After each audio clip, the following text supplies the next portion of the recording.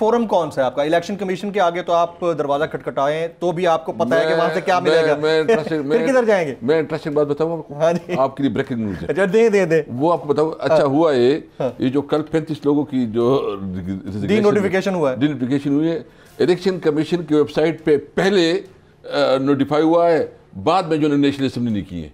ये पहले यानी इलेक्शन कमिश्नर जो है ना वो अपने यानी स्पीकर के इस्तीफे कबूल करने से पहले इलेक्शन कमीशन ने डिनोटिफाई कर दिया है। उसको बताया गया था ना। हाँ। उसको बताया था कि ये लोग है, अभी वो उसकी प्रोसेस पूरी नहीं थी, यानी उसके प्रोसीजर भी पूरा नहीं हुआ था। उनको बताया था कि हम ये कर रहे हैं, तो उसने मेहरबानी की कि इतनी जल्दी में अभी उसका मतलब इनिशियल डिटेल उसके पास थे कि ये हो चुका है, लेकिन वो फाइल का पेट भरना होता है ना उसकी लिए।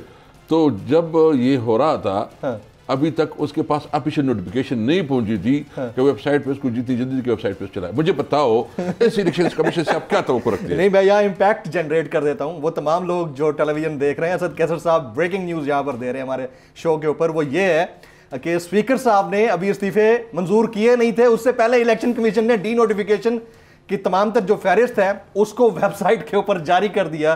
तो ये तो बहुत बड़े अलमिया की बात है सर। अब आप किससे सुनवाई, कराची के इंतखाबात की सुनवाई किससे करवाएंगे? कौन सा फोरम बचा है? बहुत अफसोस है। देखिए मैं तो हमेशा सोचता हूँ ना कि हमें, देखिए हमारे लिए हम पाकिस्तान है, हमारी पॉलिटिक्स भी दूसरे नंबर पे आती है। हर एक चीज़ सियासत के लिए नहीं होती।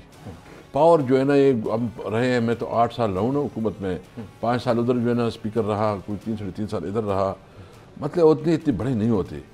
हमारे मुल्क में आप हमारे बच्चे हैं, हमारा मुस्तकबिल है, हमने वो काम करना है कि हमारा मुल्क आगे बढ़े।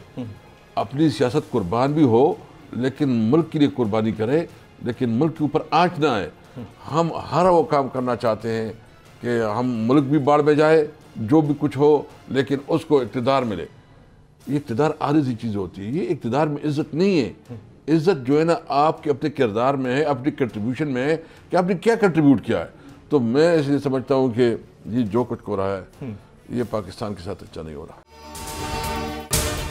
अगर आपको ये वीडियो पसंद आई हो तो सब्सक्राइब कीजिए और बेल आइकन जरूर हिट कीजिएगा।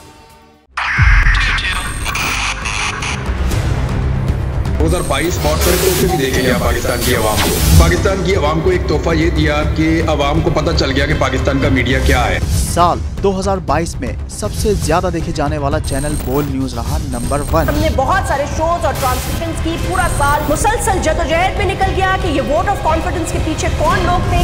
तोड़े रेटिंग के सभी रिकॉर्ड। सोशल मीडिया पर भी सबसे ज्यादा तेजी से 2.4 बिलियन व्यूज का संगे मील अबूर किया। एंकर्स को भी आवाम में सबसे ज्यादा मकबूलियत मिली और सोशल मीडिया पर भी बोल रहा सब पर सब्सक्राइब करें और बेल दबाएं ताकि कोई खबर रह न जाए।